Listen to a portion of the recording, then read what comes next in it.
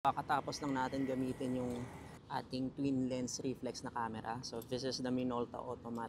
This camera can shoot 120 film. So meron siyang 6x6 na size. So meron siyang 12 na shots na kayang magawa sa isang roll ng medium format or ng 120mm na film. So naka 11 shots na tayo. So para siya i-wind or i-crank, kailangan natin ikutin to dahan-dahan. Tapos ibabalik mo rin. Tapos yan. Yan, nagbago na. So 12 na. So ang settings natin sa kanya sa ngayon is naka 50 or 1/50 yung shutter speed, and then yung aperture niya is nakalagay sa f8. Tapos ang shutter button niya is ito.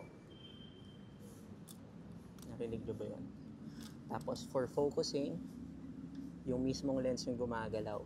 So twin lens reflex to kasi dalawa yung lens niya. So ito lang yung viewing lens. Ito yung taking lens. Ito talaga yung nagtitake ng photos. And para i-view siya, kailangan mo itong buksan ng gano'n.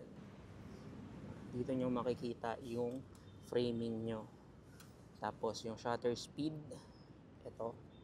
Kita nyo ba yan? So mismong yan yung gagalawin mo para sa shutter speed, and then yung aperture is ito. Minolta Automat.